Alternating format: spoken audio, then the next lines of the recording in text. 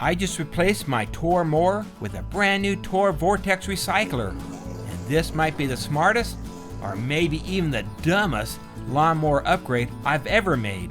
Howdy, how y'all doing? This is George of Fearless Rambler. Hope you guys have a wonderful day. Today we got a Toro Recycler Max lawnmower. We're gonna go ahead and unbox it and assemble it. And we'd love to have you come join us.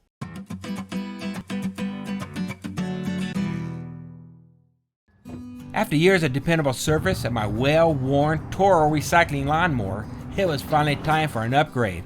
So I headed down to the local box store to see what was available and compare the latest lawnmowers on the market. After looking over the options, I decided a brand new Toro 22-inch Vortex Recycling Self-Propel mower featuring a personal pace drive, smart start technology, and 163cc Briggs Stratton engine, producing 7.25 foot-pounds of torque. The question is that enough? And at the end, I'll go over that. Now we'll go ahead and open it up and get her out. Opening the box, it looks pretty much assembled, but let me give you a little thought here. Read the messages on the box. It tells you how to register it. There it is. And a few important things to think about. Got the bag right here. Off to the side. And now I need, got the handle coming out. Right here. It's all connected, so I have to move the lawnmower and the handle at the same time. Okay, I need to lift it out of there. It's 85 pounds. Yeah, they ain't happening. It's SC30.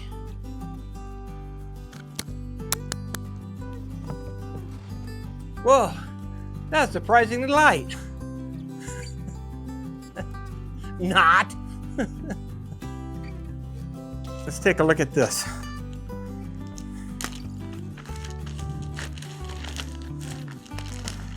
You need to see the assembly instructions.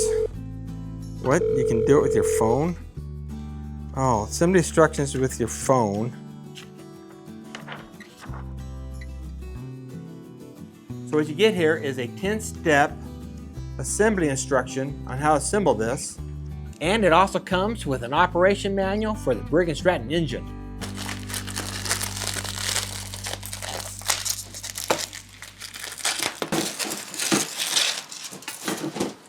Step 1.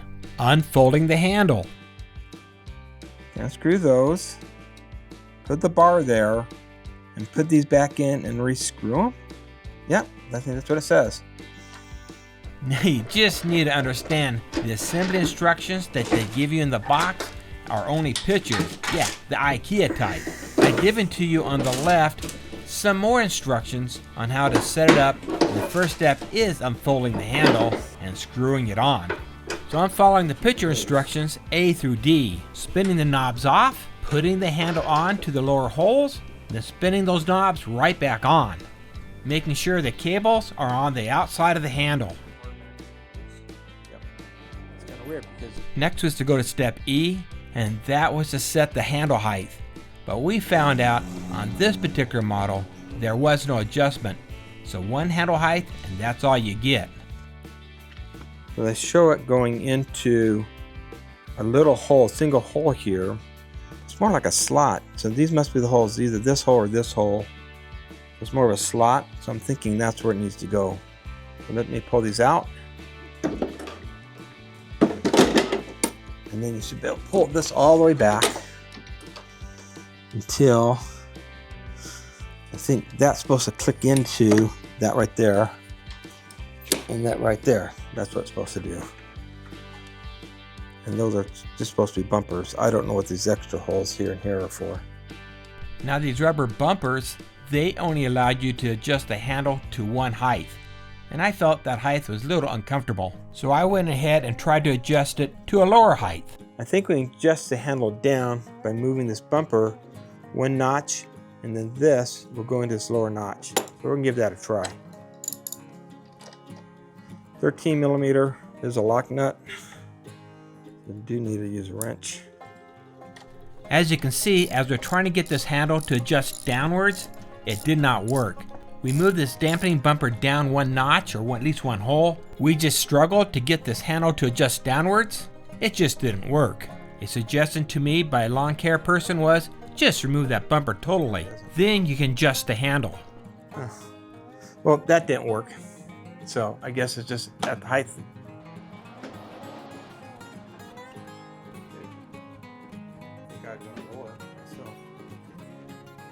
Step 2 is getting this handle put into place. And remove this. So step 2, installing the blade control bar. Pretty simple. You just need to stick it in the 2 holes as indicated. And the handle.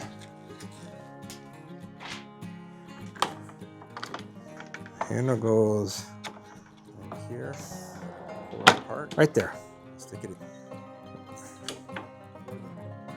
Right in this little hole. Step 3 was to install the recoil starting rope, but it was already in place when we opened up the box, so not much to do here. Step 4 is adding the oil to the engine.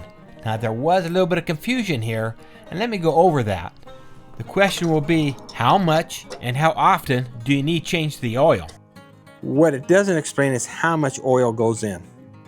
I wish it would do that, but it didn't tell you how much to fill in there. Just pour some in, then check it.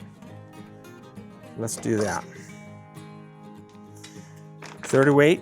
Now I did check with the Briggs Stratton manual, and it did say 15 ounces, but the flask of SAE 30 weight oil that they give you has 18 ounces, so don't put it all in. Put a little bit in and then check, and keep doing it slowly until you reach that desired full level. You should have about 3 ounces left over in that flask. Now check that oil dipstick once in a while to see where that oil level is at, and try not to overfill it.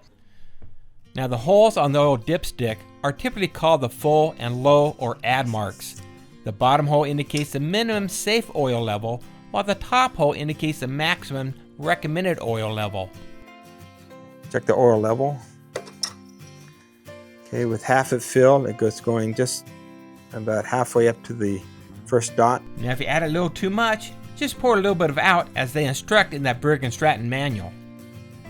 Now it's at the oil changes that gets a little bit confusing, because if you go down to the air filter, it's going to tell you no oil changes. Asterisk, conditions apply. What condition? Something critical you just might miss in the engine operation manual, that after you run it for the first 5 hours, you need to change the oil. In the Briggs Stratton manual, it recommends to change the oil after the first 5 hours of operation, which is a break-in service period to clear out any tiny metal shavings left in there from manufacturing. Also, the Briggs Stratton manual, after the initial break-in oil change, recommends changing that oil after every 50 hours of operation or daily. Well, I really think they meant annually. Once per mowing season, whichever comes first. After 50 hours of use, you need to change the oil. Now going to the Toro maintenance manual, there's one big but. I like big butts and I cannot lie. Now this big but, under the maintenance service interval, yes, it says yearly, change the oil, but with an exclamation point. Changing the oil is not required, but if you want to change the oil, use the following procedure. Now in this video, I'm not going to show you how to change the oil. Let me give you a little bit of advice. Change the oil annually. You know what? You want to keep this lawnmower going for a lot of years, so treat it nicely. Step 5, gas. What's important, ethanol-free gas, or no better than or no worse than E10. Yeah, none of that E85 crap. Ethanol-free gas is the best thing to use with any small engine. Using ethanol-free gas in small engines like this lawnmower is highly recommended because it prevents corrosions, avoids carburetor clogging, and provides a much longer shelf life during storage. Now octane, it says 87, so at least 87. And don't fill it to the brim so you can store it upright so the gas won't leak out. Now this mower is called a smart stow. What that means is that you can fold the handle all the way down and store the lawnmower upright, saving space in your garage. What I found was easy to do. Just snap it in place and lift the lawnmower up into the vertical position to stow it away. Next step is putting the bag together, and basically it's trying to get these little things over the rod.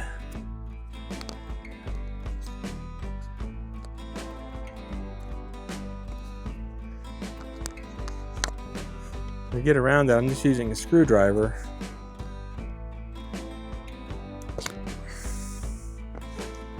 Pop it over the top of that.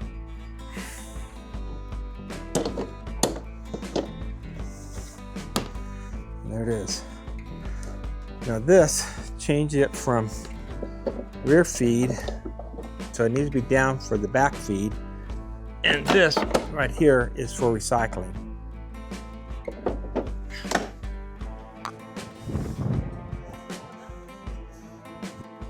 So it tells you the height of your grass here, which ones to put it on. Going more. Try in the middle there. So I guess we just do a run and see what it does. If we don't like it, next time we'll cut it different. Step 8 is starting the engine. Yeah, by using that Recoil-Start handle. This model is guaranteed to start. But how many poles? First thing, there's no priming and no choking. Then all that you need to do is hold the blade control bar against the handle and then pull the Recoil-Start handle. You should be able to start the engine with 1 or 2 pulls. Well, hopefully, it did for me.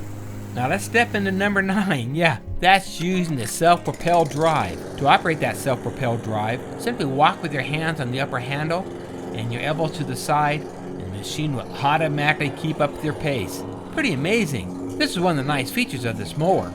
Now to stop this mower quickly, all you need to do is to let go of that blade control bar against the handle, and the mower will stop immediately. Like I said at the beginning, there's 10 steps. But step 10 is more of a review of what we should have already done, except one caveat, and that is how to put that lawnmower in the bed of your truck. Final thoughts here. This mower is pretty easy to get together, and it's working pretty good. I don't feel it has as much power as my older 22-inch Toro with a Tecumseh 6.5 horsepower engine. This model seemed to bog down a little bit when I was mowing with it, so I had to do a few adjustments. I cranked up the engine by 400 RPM. This seemed to do the trick. It appears to be working fine now. I really like that smart store and the guarantee start with no priming. This will work for a small yard, but let me tell you, if I was going to buy this again, I'd go with one with a little bit larger engine and some more torque. Now if you haven't yet subscribed to this channel and you like these type of videos, please do so.